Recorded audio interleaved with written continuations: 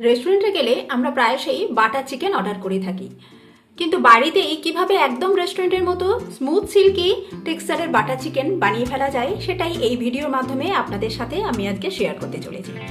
Hello friends, welcome back to my channel মিষ্টি clan. আমি চন্দ্রিমা আজ হাজির হয়েছি আপনাদের সামনে বাটার চিকেনের রেসিপি নিয়ে। তাই ভিডিওটা স্কিপ না করে অবশ্যই একদম শেষ পর্যন্ত দেখার অনুরোধ রইল। ভিডিও ভালো লাগলে লাইক, শেয়ার আর কমেন্ট করতে ভুলবেন না। আর আমার চ্যানেলটি যদি এখনো সাবস্ক্রাইব করে না থাকেন তো প্লিজ বন্ধুরা আমার চ্যানেলটি সাবস্ক্রাইব করে আমার পাশে থাকবেন। আসুন দেখে নেওয়া যাক আমার আজকের recipe butter chicken. Butter chicken বানাবার জন্য এখানে আমি 500 গ্রাম বোনলেস চিকেন ব্যবহার করছি। চিকেনের টুকরোগুলোকে এরকম ছোট ছোট কিউব আকারে কেটে নেওয়া আছে।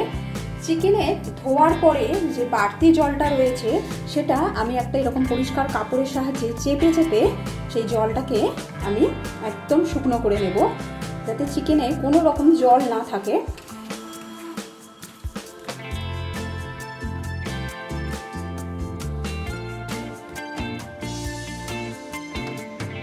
এবার এর মধ্যে আমি দিয়ে দিচ্ছি 2 টিস্পুন ভিনেগার, দিয়ে দেবো পরিমাণ মতো নুন, সেই সাথে বেশ কিছুটা পরিমাণ গোলমরিচের গুঁড়ো আমি এতে দিয়ে দিচ্ছি। প্রায় হাফ টিস্পুনের মতো গোলমরিচ আমি এতে দিয়ে দেব।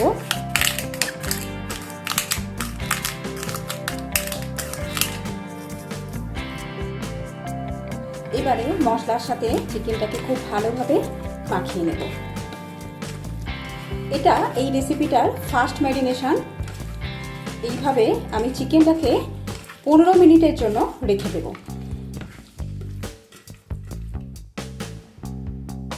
এবার চলে আসছি সেকেন্ড ম্যারিনেশনে। তার জন্য আমি একটা পাত্রের মধ্যে দিয়ে দিচ্ছি সর্ষের তেল, কেননা প্রথমে চিকেনগুলোকে আমাদের টিক্কা বানাতে হবে। সর্ষের তেলের মধ্যে আমরা দিয়ে দেবো কাশ্মীরি রেড চিলি পাউডার। তেলের মধ্যে কাশ্মীরি রেড চিলি পাউডার দিলে এর কালারটা ভীষণ সুন্দর আসে।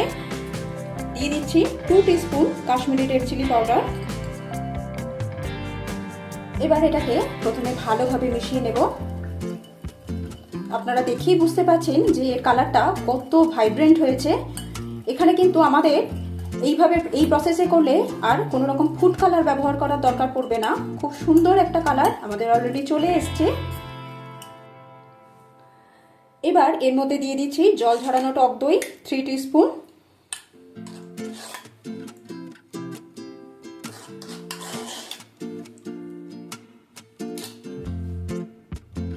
এবার দিচ্ছি 1 টিস্পুনের মতো কসুরি মেথি,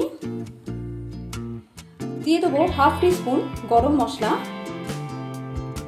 সেই সাথে পরিমাণ মতো নুন। এবার সমস্ত কিছু খুব ভালোভাবে আবারও একবার মিক্স করে নেব।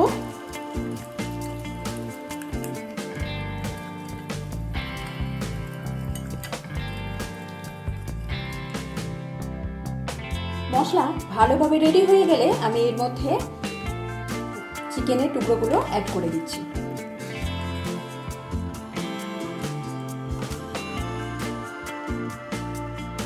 এর মধ্যে আর একটা ইনগ্রেডিয়েন্টস আমি অ্যাড করব, সেটা হচ্ছে 1 টেবিল স্পুন আদা রসুনের পেস্ট। এবার সমস্ত কিছু খুব ভালোভাবে মিশিয়ে নেব।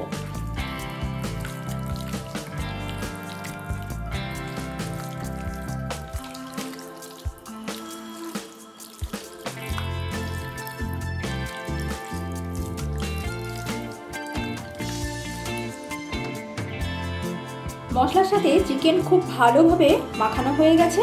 এবার এটাকে আমি কভার করে প্রায় 15 থেকে 20 মিনিট ম্যারিনেশনের জন্য রেখে দিচ্ছি।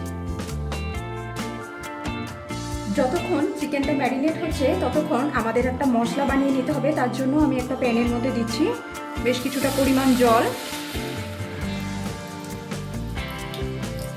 প্রায় 1 কাপের মতো জল আমি এখানে দিয়ে দিলাম।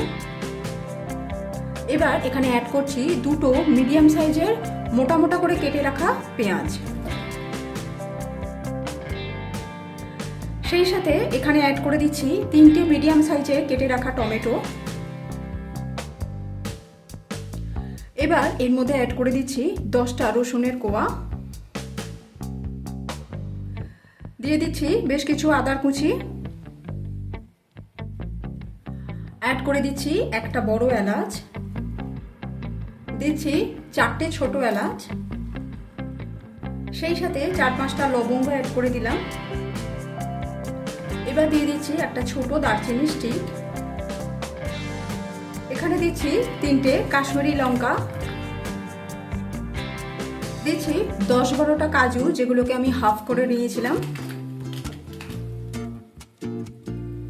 অ্যাড করে দিচ্ছি সামান্য পরিমাণ বাটার। এখানে আমি বাটার 2টো কিউব ব্যবহার করলাম। এবার এটাকে কভার করে দেব, ততক্ষণ রান্না করব যতক্ষণ না টমেটোটা বেশ ভালো রকম ভাবে গলে যায়। টোটাল প্রায় 15 মিনিট সময় নিয়ে আমি এটাকে কভার করে রান্না করে নিয়েছি। আপনারা দেখেই বুঝতে পারছেন টমেটোটা কিন্তু অনেকটাই গলে গেছে। এবার আমি এটাকে ঠান্ডা করে এর একটা মিহি পেস্ট বানিয়ে নেব।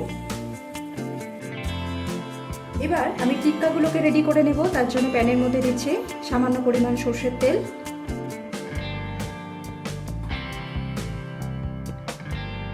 তেলটাকে ব্রাশের সাহায্যে এরকম ভাবে স্প্রেড করে নেব।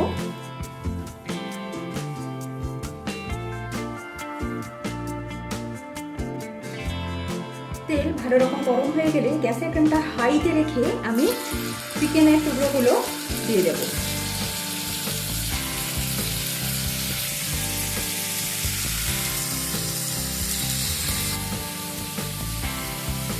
আমি 2টো ব্যাচে চিকেনের টুকরোগুলোকে রেডি করে নেব।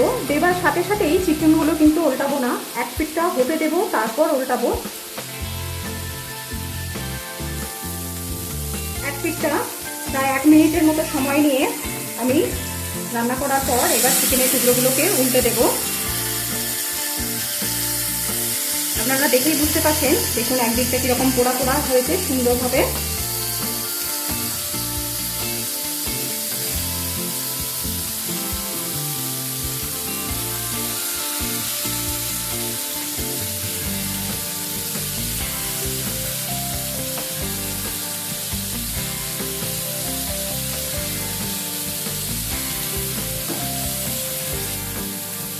এবার এই পিঠটাও আমি এরকম পোড়া পোড়া হয়ে গেলে চিকেনগুলোকে তুলে নেব। খুব বেশি উল্টে পাল্টে এগুলোকে ভাজার একদমই প্রয়োজন নেই। সমস্ত টিক্কাগুলো এইভাবে রেডি করে নেওয়া হয়ে গেছে। আমি এখানে একটা বড় পাত্রের মধ্যে এরকম একটা স্ট্রেনার নিয়ে নিয়েছি। এবার যে মশলার পেস্টটা তৈরি করেছিলাম সেই মশলার পেস্টটা ছেঁকে নেব।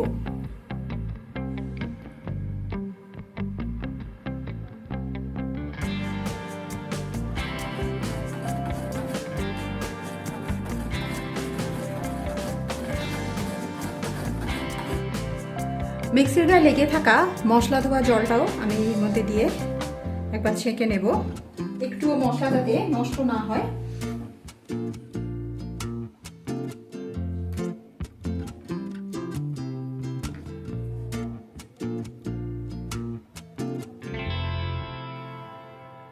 দেখুন মশলাটা ছেঁকে নেবার পর এটা বেরিয়েছে, তাই এই মশলাটা ছেঁকে নেওয়াটা অত্যন্ত ইম্পর্টেন্ট।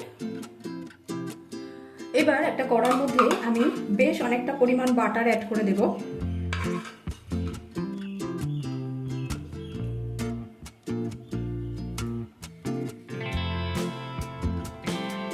বাটার পুরোপুরি গলে যাওয়ার আগেই এর মধ্যে আমি 1 টিস্পুন আদা রসুনের পেস্ট অ্যাড করে দিচ্ছি, সেই সাথে 1 টিস্পুন কাশ্মীরি রেড চিলি পাউডারও অ্যাড করে দিচ্ছি।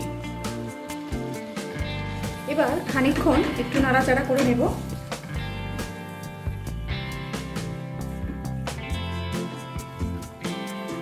আমি এখানে পুরোটাই বাটারে করছি, আপনারা চাইলে কিন্তু সাদা তেল আর বাটার মিশিয়েও এই রান্নাটা করতে পারেন।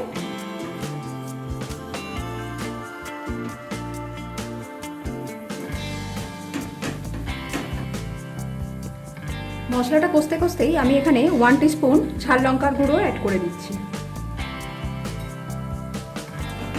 এবার কয়েক সেকেন্ড একটু নাড়াচাড়া করে নেব যাতে মশলাটা সুন্দরভাবে কষা হয়ে যায়।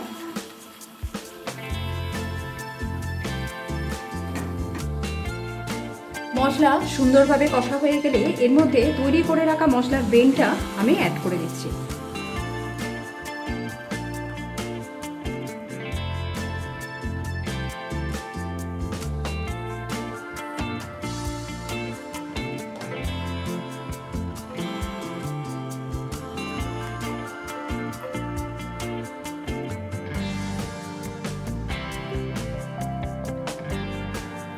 এবার অ্যাড করে দিচ্ছি পরিমাণ মতো নুন।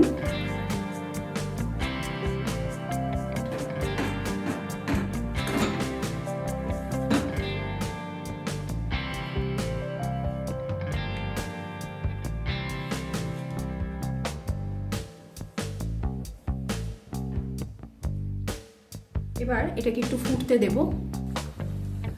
প্রায় 1.5 থেকে 2 মিনিট সময় নিয়ে গ্রেভিটাকে খুব ভালোভাবে ফুটিয়ে নেবার পর এর মধ্যে আমি চিকেনের কাবাবগুলো অ্যাড করে দেব।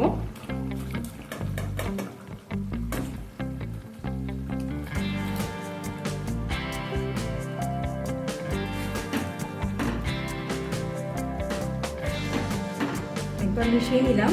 এবার গ্যাসের ফ্লেমটাকে একদম লো করে দিয়ে এটাকে কভার করে প্রায় 3 থেকে 4 মিনিট আমি এইভাবে রান্না করে নেব। 4 মিনিট এটাকে কভার করে রান্না করার পর এর মধ্যে আমি অ্যাড করে দিচ্ছি ড্রাই রোস্ট করা কসুরি মেথির পাউডার।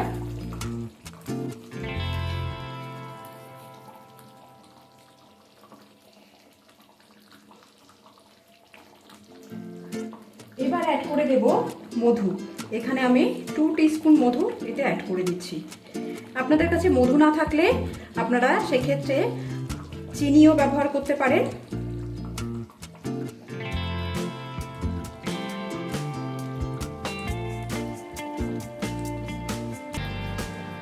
এবার নামাবার আগে কিছুটা পরিমাণ ফ্রেশ ক্রিম আমি এতে অ্যাড করে দিচ্ছি। আপনাদের কাছে ফ্রেশ ক্রিম না থাকলে আপনারা দুধের সরকে ফেটিয়েও এটাতে দিতে পারেন।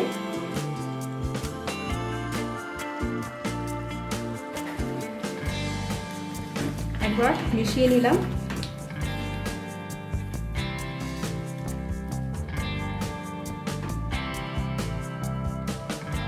এবার আমি গ্যাসের ফ্লেমটাকে অফ করে দিলাম আর এটাকে কভার করে দেব কিছুক্ষণ স্ট্যান্ডিং টাইমে রাখার জন্য।